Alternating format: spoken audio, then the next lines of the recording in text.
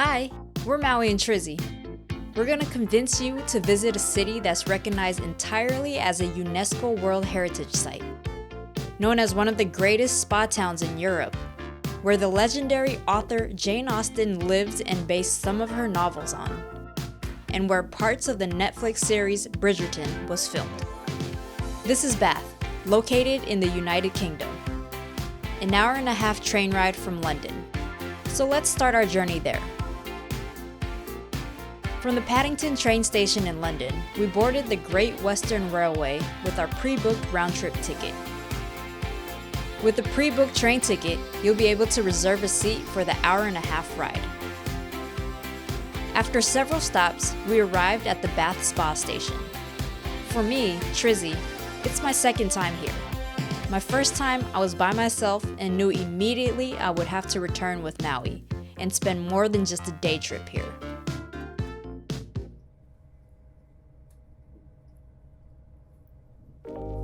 From the Bath Spa station, we walked 10 minutes to our hotel, the Z Hotel Bath. We'll be spending an adequate 2 nights in this Roman town. The room was compact, clean, and comfortable. Because of its convenient location, we recommend staying here. Since we arrived in the evening, we went straight to dinner after setting our bags down. All we've been eating is just sausages, churros, Belgian waffles, hot chocolate. Now time to eat some Beazer food. Right across the street were a few great restaurants. We didn't hesitate to eat at the Thai balcony. Once you enter, the atmosphere is filled with Thai inspiration that'll make you want to book a trip to Thailand. The food was authentic and the place was rightfully highly rated. After dinner, we took a peaceful stroll to familiarize ourselves with landmarks we'll be visiting the following days.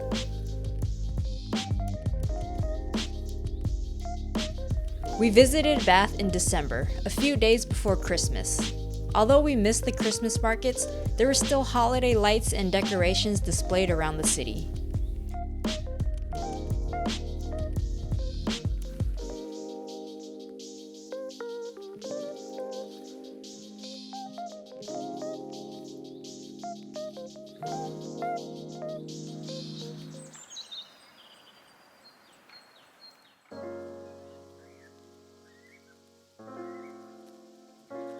In the morning of our only full day in Bath, I picked up breakfast at the Cornish Bakehouse, a small bakery that served a delicious breakfast sandwich that I previously had during my first visit to Bath. It's so good morning for me. I'm still in bed, she's tired from the trip, but I got us a Cornish breakfast stack. The Cornish stack consisted of bacon, sausage, egg, hash brown, mushrooms, onions, and tomatoes. Make sure to choose the brown sauce to go with it, because that's the right thing to do. After our monstrous breakfast, we burned off the calories with the first stop of the day by hiking up to Alexandra Park's Bath Lookout. How far is this walk? Getting to where we consider the start of the hike, past the Halfpenny Bridge, was a 15-minute walk from the Z Hotel. But getting to the lookout was another 15-minute non-stop incline. This incline was about a 300 feet elevation gain with stairs that passes through a quiet residential neighborhood. Walking directions on Google Maps will help guide you, so don't be alarmed if you find yourself in a narrow alley. We experienced this hike on a sunny but extremely windy morning. Be forewarned that on a rainy day or after a rainy day, this hike might be muddy and slippery. There is an alternate route to hike up from the Chapel of St. Mary, but that was out of the way for us. Once we reached the top, the morning glow casted the gorgeous city of Bath. We saw massive greenery in the distance, while the center of attention was the architecture. Alexandra Park is a green space with a children play area, less than half a basketball court, paid public restrooms, and a shared pedestrian vehicle path. This park was named after the UK's former queen, Queen Victoria's daughter, Princess Alexandra.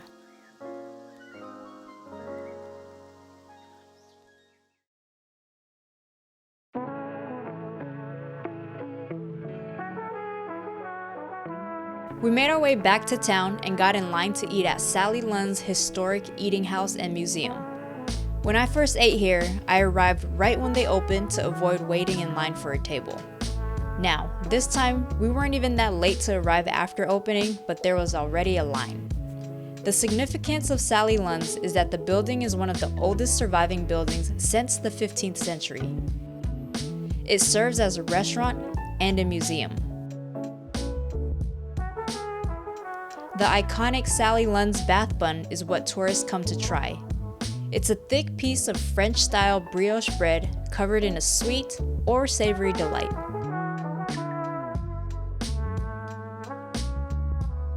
The dining experience will bring you back to the 15th century, and to enhance that feeling, order some tea for the meal. We recommend the Sally Lunn's blend tea.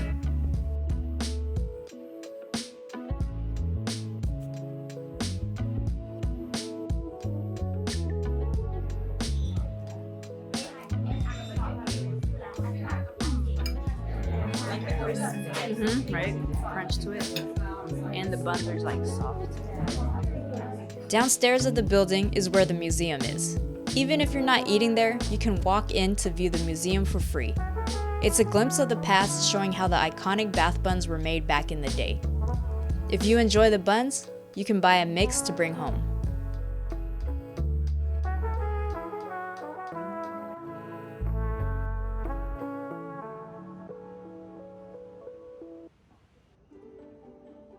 Bath is a walkable city. We did a self-guided walking tour that took us 1 mile out of the main center. We'll leave a link to that document in the description below. Before we started the walking tour, we visited a few gems along the way. The Parade Gardens was surprisingly open for the season, and we got to see the King Bladud and the Bath Pig statue. The story behind this was that the king had a medical condition that stripped him of his crown, and once he rolled around in the mud and hot springs, he was cured of his leprosy. He followed what his pigs did after they rolled in the mud that cured their skin condition. The gardens had an unforgettable view of the River Avon, which continues to play a huge role in Bath's trading economy, infrastructure, and recreation. We crossed the Pulteney Bridge over the river to get another angle of the landmark.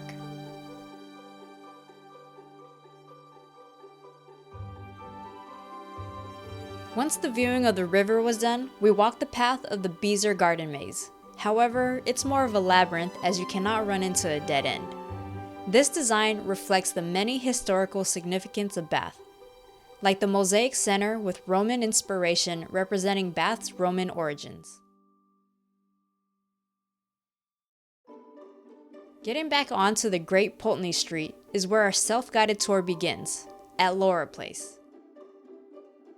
We were surrounded by unique architecture that leaned into its street name, Great Pulteney Street. Our sight was glued to the symmetrical Georgian buildings that stretch 1,000 feet long, known as Bath's most famous and photographed views in the city. Although this tour gave us insight on where to visit, we also had places along the way that piqued our interest. Like the Holborn Museum, which houses art collections and portraits from the 18th century, and also one of the filming locations in Bridgerton. Next to the museum is the vast Sydney Gardens. There's a lot of space for a picnic or something more active like basketball or tennis. It's situated next to a railroad and the Avon Canal that connects to the River Avon. We took the path next to the canal per the self-guided tour and immediately fell in love with the scenery with long narrow houseboats docked along the water. Whenever we return to Bath, a narrow boat will be our next accommodation. We're gonna go down this way.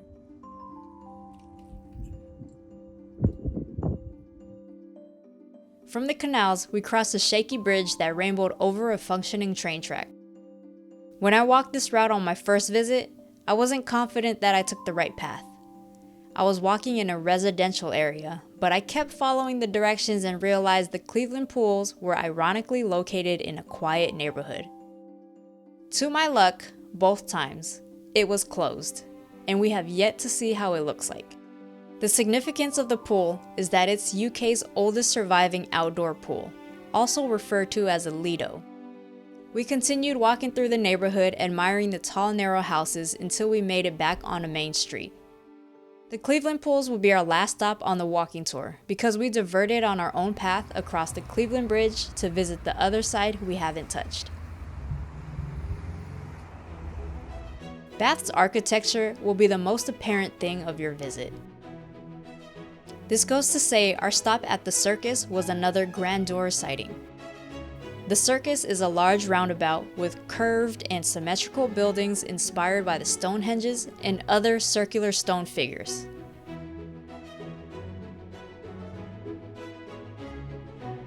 A long block away is the Royal Crescent. The elegant buildings here are curved to mimic the shape of a crescent moon. And in front is a grassy area and the Royal Victoria Park. This area is a reflection of the wealthy during the Georgian era. The No. 1 Royal Crescent Museum explains the history of how the rich lived at that time. Many films were shot here, and with that said, that included Bridgerton.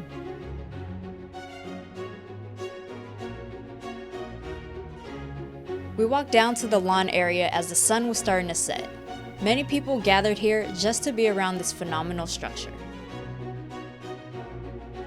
We followed a path through the gardens and came across Bath on Ice, a seasonal ice skating rink that hosted an indoor Christmas market as well. We popped inside to check it out and left right away since it was a busy scene. The day was getting darker and the wind became unsettling, but it was time to return to our hotel for a quick rest before our evening spa session at the popular and must-visit Thermae Bath Spa. We unfortunately couldn't film inside, but this modern take on Bath's ancient spa allows visitors to bathe in the city's natural warm, mineral-rich waters just as the Romans did over 2,000 years ago. It's a unique blend of historic spa buildings and a contemporary design, offering a range of experiences like a warm, open-air rooftop pool with views of the city, indoor natural warm pools, saunas, ice chambers, and a room with warm tiles to lay on. The price for a limit of 2 hours started around $52 USD per person, towels and lockers included, but bring your own slippers.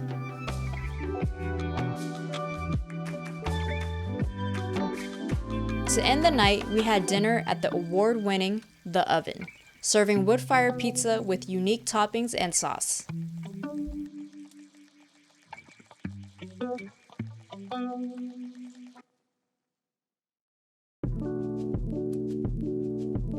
On the last morning in Bath, we visited the exterior of the Abbey Church.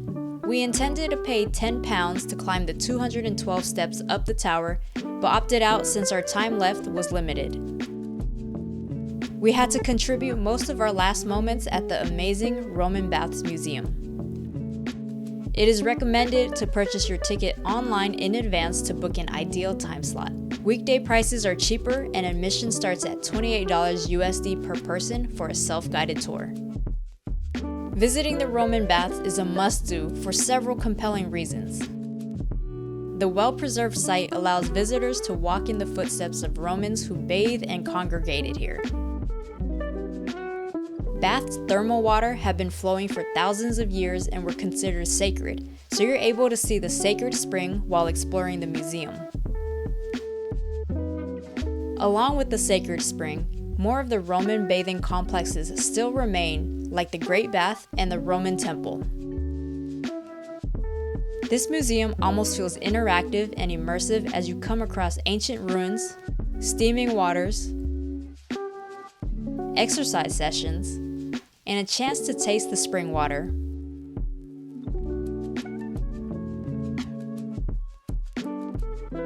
We spent about an hour here. It was centrally located in the heart of Bath, so very accessible and convenient to visit. Our last meal before heading back to London was at a competitor of Sally Lunn. This place is called the Bath Bun.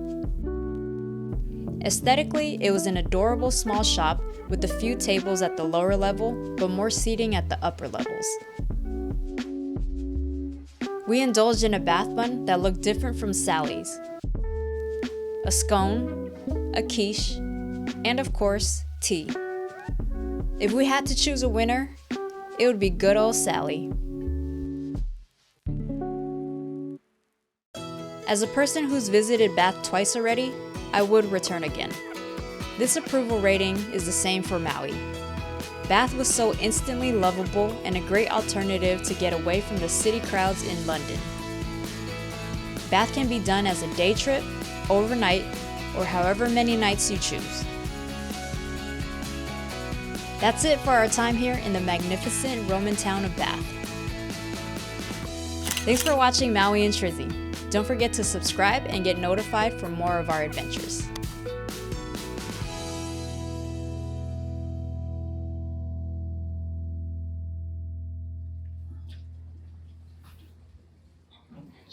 Cheers.